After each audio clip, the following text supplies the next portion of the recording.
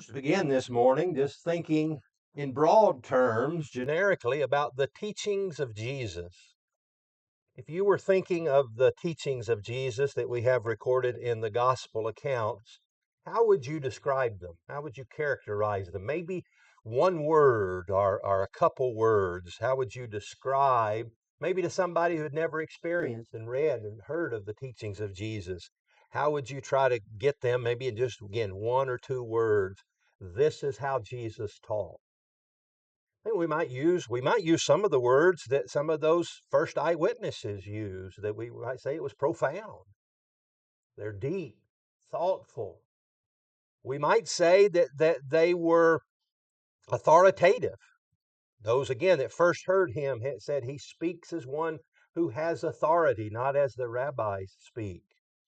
Another word we would certainly, maybe if we're being honest about the teachings of Jesus, is sometimes they're challenging. They're challenging teachings, and they can be challenging in two different ways. One way that a teaching can be challenging is it's just difficult to understand.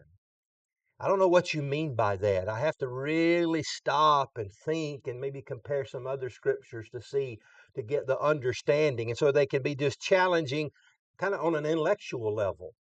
And maybe some of Jesus' teachings are challenging that way. But when I think of Jesus' teaching and using the word challenging, I think of it as more the idea of not difficult to understand, but difficult to apply. Oh, I know what you mean, Jesus. But that's the problem.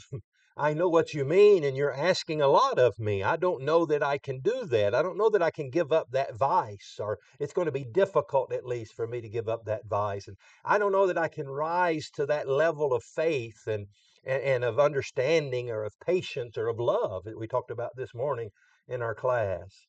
And that's Jesus' teaching, I think, in a nutshell.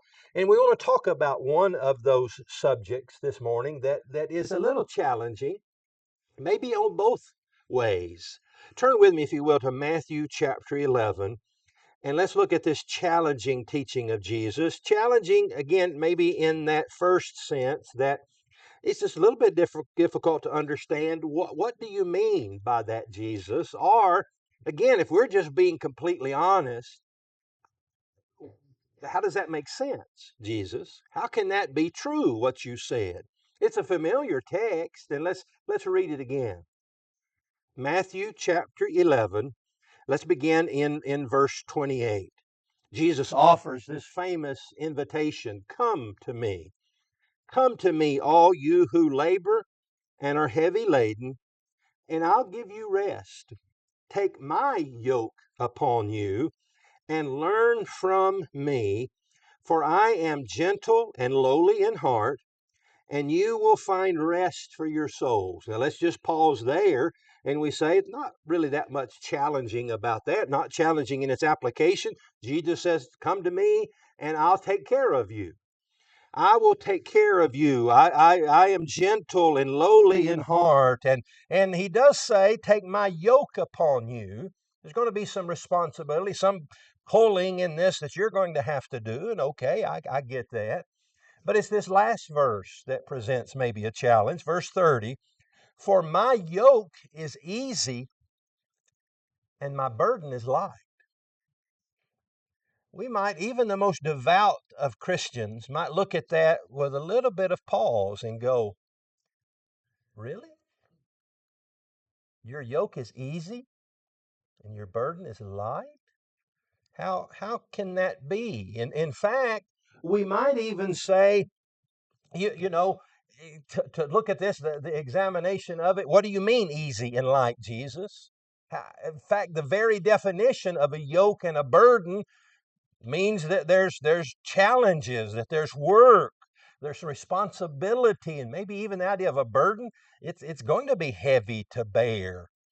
And so, what do you mean, light and easy? And when we look at scriptures of those who answered the invitation and came to Jesus, and we look at their life and say, well, what was light and easy about the Apostle Paul's life?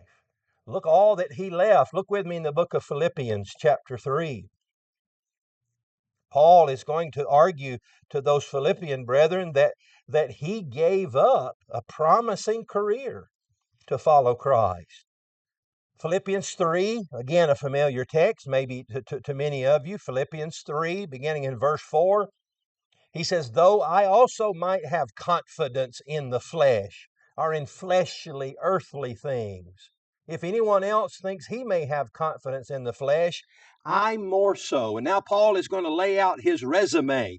Here's what I had, the advantages that I had in my previous Jewish life. Verse 5, circumcised the 8th day, of the stock of Israel, of the tribe of Benjamin, a Hebrew of Hebrews, concerning the law of Pharisee, concerning zeal, persecuting the church, concerning righteousness, which is in the law, blameless. Paul says, I was born with a silver spoon in my mouth, and everywhere I went, I picked up more silver. I had it. I had everything you would want on your resume to be a leader among the Jewish people. And he's going to go on and tell these brethren, as we know, but I gave that up.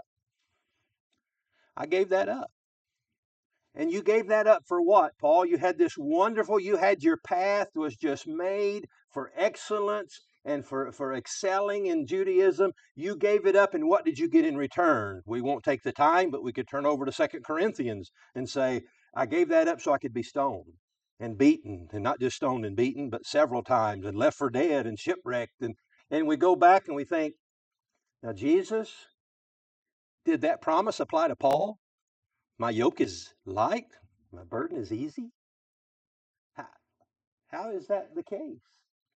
We think of that's Paul. He was an apostle, and so more was asked of him. Jesus wouldn't say to the apostles, your yoke and burden's going to be difficult, but for everybody else. But we look at first century Christians, and that just wasn't the case. They suffered greatly because of their faith. They had to give up a lot. Many of them lost their jobs and their sources of income. They lost family connections and neighborhood and community connections. Some of them lost their life. And we think about, Howard prayed this morning about the idea of being free from fear of outside forces, particularly the government. Can you imagine assembling on the first day of the week in the first century? And every time you heard something outside, you're thinking, oh, there they are. That's the Roman guards, or there's the Jewish officials. They're coming. They're going to take us all. We're fish in a barrel here. We're worshiping on Sunday. We're not hiding it. And so, do you think that's light? That's easy, Jesus? And then even today, we look at certainly in certain parts of the world where Christianity is far more difficult to practice. And assembling like this, again, brings with it the threat of some type of persecution. And even among us, there's sacrifices to be made, there's challenges to be overcome. And if we're just honest, we might not ever say this out in the open, but if we're honest with ourselves, we're thinking, what do you mean, Jesus? That it's going to be an easy yoke and a light burden. This Christianity thing just doesn't seem easy. And it doesn't seem light. How can that be? Well, then we ask another question. And that is, how can it be easy and light? Not how can it be just in the ethereal sense, but practically, how is it that it is easy and light? Jesus said it was. And so the first thing we talk about when we think about Jesus' teaching being challenging, we have to, I think, easily come to this conclusion. It's not challenging because there was something wrong on Jesus' end. The wrong is on my end. And so a couple of assumptions. Number one, Jesus wasn't lying when he says it's easy and it's light. In fact, this same Jesus would say, you need to count the cost before you become my disciple. He never hid the challenges. He never hid the sacrifices. Jesus wasn't this shyster bait and switch salesman who just said, oh, it's going to be light and easy. And then when you become a Christian, you find out it's got all of these challenges. No, Jesus would say, they hated me, they're going to hate you. They persecuted me, they're going to persecute you. You've got to hate your father, your mother, your own self if you're going to come after me. You're going to have to do all of these things. But then again, we're just like, okay, Jesus, I know you weren't lying. I know you meant it, but help me understand how you meant it. Help me to understand and see that it can be light and easy. And I think here's the ways. Number one is it's not going to be light and easy by refusing to bear it. You know, a 500-pound weight is light if you don't try to pick it up. Kind of, isn't it? Any burden is easy if you just don't bear it. And so many people look at it, well, it's light and easy, and it may be light and easy to the rest of the world because they're not practicing it. But that's not the way that this burden becomes light and easy. And it's not by half-hearted service. In fact, we could argue, and maybe this gets to the core of what Jesus was talking about. I think we could argue pretty effectively, couldn't we, that being halfway being a Christian makes it difficult and heavy. It's more of a struggle if you're not trying completely, if you're not completely sold into it. And so maybe here's a challenging gut check moment. If you're finding your Christianity to not be light and easy, but to be heavy and difficult and a struggle, it might just be because you're not fully into it, that you're not really following after Him. You haven't left all to follow Him. Lightening this burden begins with a wholehearted commitment to Christ. But then there's a couple ways that it can be lighter and easier. One is by having the attitude of Christ, that Christ emptied Himself. In fact, turn over there to Philippians chapter 2. And as you're turning over to Philippians chapter 2, I want to remind you of those words of Jesus in Matthew chapter 11, where He says, "Come unto me, all ye that are burdened and heavy laden, and I will give you rest." He says, "Take my yoke upon you and learn from me." Now, what does Jesus mean by that? Take my yoke upon you and learn from me. Does it just mean just generally listen to what I say, listen to my teaching, learn my teaching? That's certainly true. But in this context, does Jesus mean that in a narrower sense? Is He saying, take my yoke upon me and learn from me? For, as He goes on to say, I am gentle and lowly in heart. That's what you need to learn about me, is that I'm gentle and lowly in heart. And we can learn from Him that if we empty ourselves of ourselves, then we begin to see our burdens as light. Like Jesus in Philippians chapter 2, I ask you to turn there. Let's start in verse 5. Philippians 2, verse 5, let this mind be in you, which was also in Christ Jesus. That's kind of like what Jesus said, come and learn from me.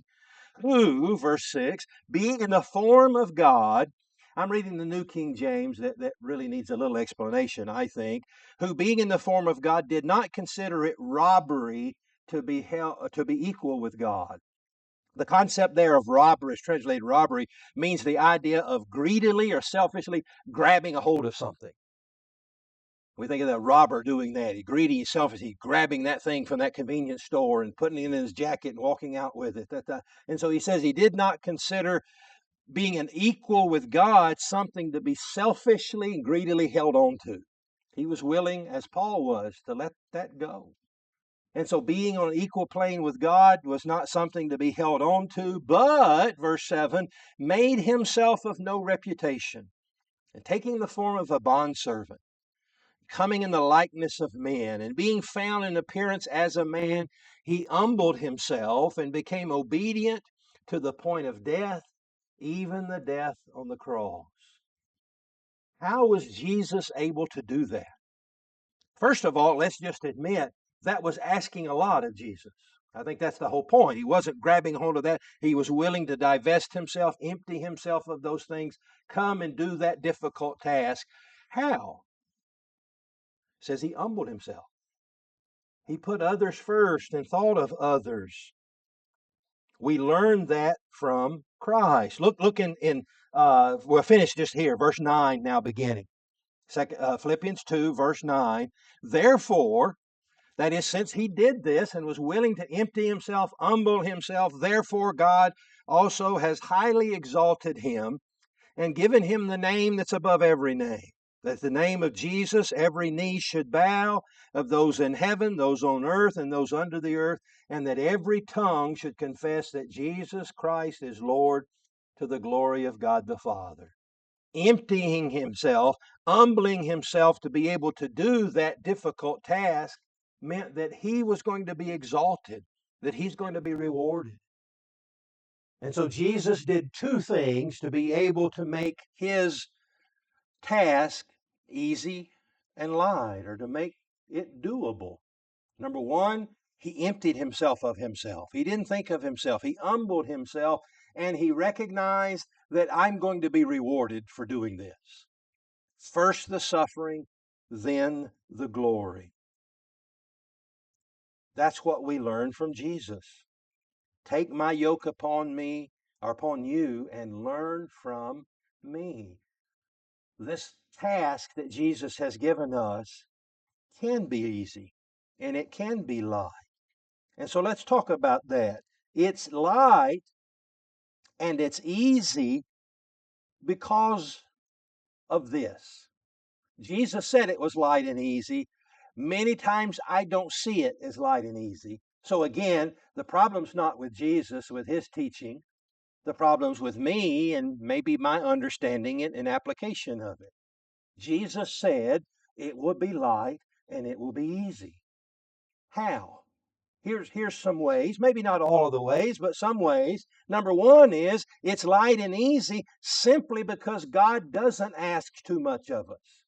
We may feel that way at times. The world certainly feels that way, that God's asking too much. I'm not willing to give that up. Um, Several years ago, as kind of a sideline, as a hobby, I did some sports officiating. I did that while I was here the last time, football and baseball. And I did some football officiating, and you had a five-man crew. And in the five-man crew, you have one guy who's the head. We called him the white hat. He's the referee. He wears that white hat, says he's in charge. And so if you ever watch, particularly a high school football game, we have the coin flip, and all the players go to the side, and all of the officials get together in the middle of the field for a last-minute huddle and discussion. And you might think that they're talking about the strategies of officiating or the challenges of this particular game.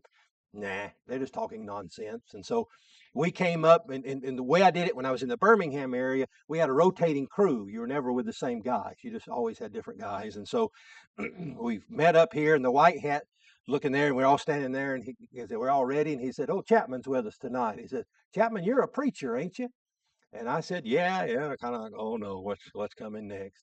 And he asked me, he said, what church you preach? And I told him Church of Christ. And he said, well, he says, and I'm not going to embarrass anybody, so I won't say what denomination he mentioned.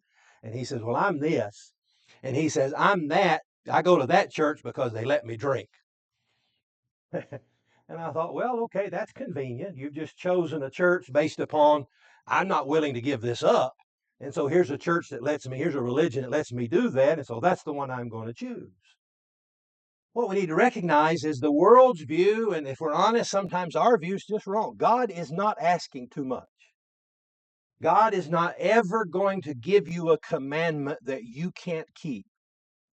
God's never going to place before you a challenge that you can't do. Now, let's say that you're going to do it with God's help, but it's doable. Every task is doable. It may be more challenging than the last. It may be more challenging than the next. There may be different degrees of difficulty, but this burden is easy, or the burden is light, and this yoke is easy, first and foremost, because God's not asking too much of you. And if we think he is, again, the problem lies in us, not in him. The problem lies maybe in our attitude, not in the challenge itself. But also, it's easy and light because of what God has done for us and has promised to do for us.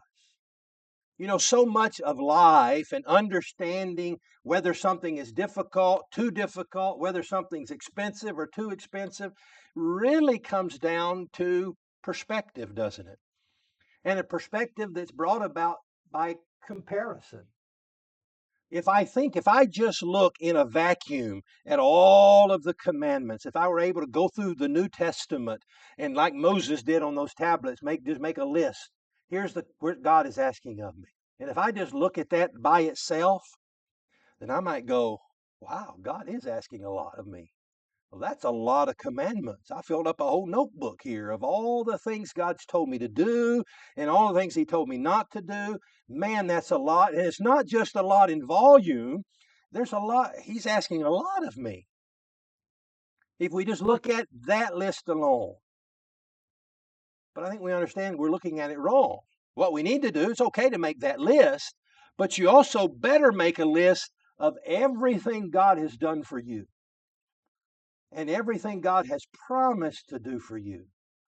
And when you fill up that notebook, that couple, 2 or 3 notebooks of those things, then you go, oh, then that's not a lot.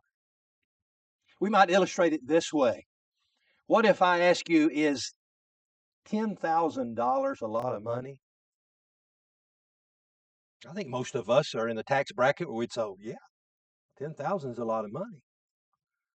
But I said, what about $10,000 and it's going to be the purchase price of a 4,000 square foot mansion with 50 acres of land? Is 10,000 a lot now? Well, that changed your answer, didn't it? Now, you still might not have $10,000, but you'd have to admit that's not a lot of money for that. Now, it's a lot of money if I just look at it as money, but when I look at what I'm getting, you see the comparison? Oh, God, you're asking a lot of me. And God's over here going, really? Have you seen what I did for you? Look with me in 2 Corinthians chapter 4.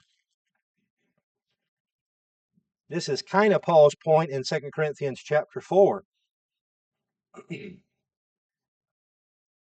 When he had said in verse 16, 2 Corinthians 4, verse 16, we do not lose heart. New, more modern translations say we don't give up. And here's why we don't give up. Because in verse 17, 2 Corinthians 4, verse 17, for our light affliction.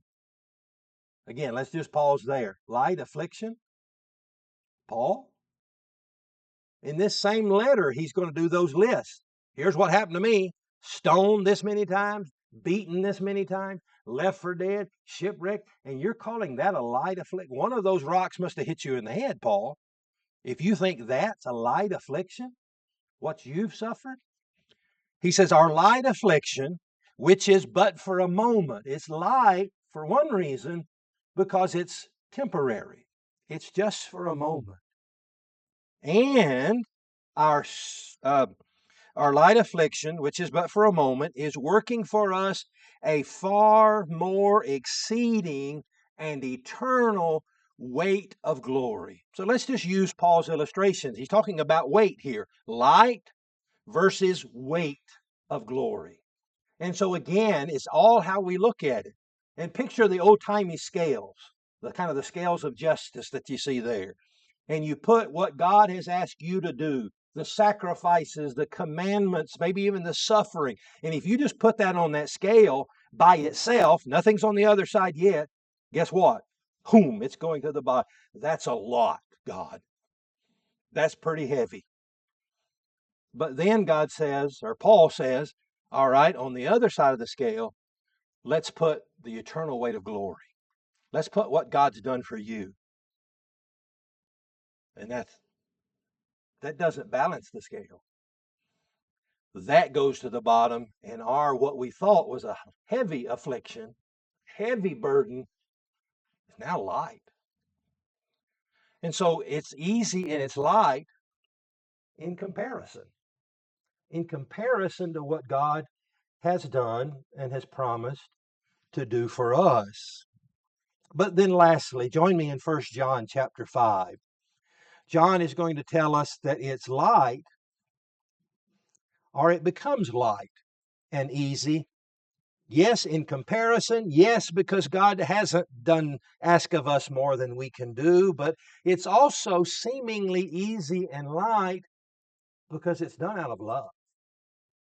1 John chapter 5, let's start in verse 2.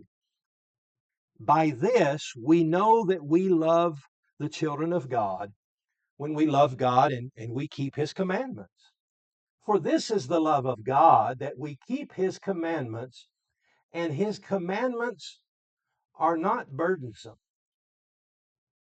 His commandments are not burdensome. That's the exact same thing, different wording, but what Jesus said. It's light, it's easy. John says they're not burdensome.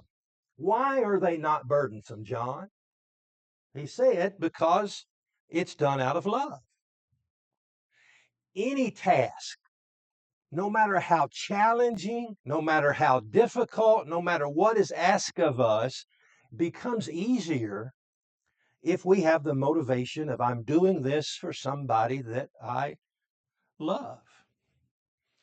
It's kind of a depressing illustration, and I didn't Google the figures because I didn't really want to depress you, especially those of you with children, but you can Google the numbers yourself.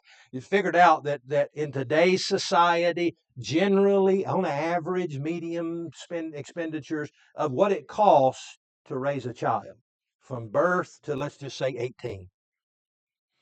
It's an astronomical figure. If you got more than one kid, then you got to do the multiplication, and it gets even bigger. And you look at that figure and it's just staggering, especially to most of us who are just middle income or maybe even lower than middle income. And we think, I don't have to spend that much to have kids. That's a lot of money. And put it in another context. What if just some stranger walked up to you and said, give me that much money? No way. But you did that for your children gladly, willingly. Why? Because it wasn't a lot of money back then? No, it was. But it was love. You can apply that to marriage. You can apply that to parents. John is saying his commandments are not burdensome because if we love him, we'll keep his commandments. It's all about perspective. So Jesus was not saying this yoke is easy and this burden is light because you don't really have to do anything. I'm not asking you to change a bit. You just keep doing what you want to do. Just say my name out loud. No, that's not what he's saying. He's saying you better count the cost because I'm going to ask a lot of you. And you're going to have to suffer and make sacrifices and do some things maybe you otherwise wouldn't want to do and refrain from doing some things you might love to do. But it's going to seem light and it's going to seem easy if you love me. In fact, let's finish there in 1 John chapter 5. He says his commandments are not burdensome, the end of verse 3. But look at verse 4. For whatever is born of God overcomes the world. And this is the victory that has overcome the world, our faith. We overcome the world. In what sense? Well, maybe in many senses, but maybe in one sense we overcome the worldly mindset that I'm not going to do that.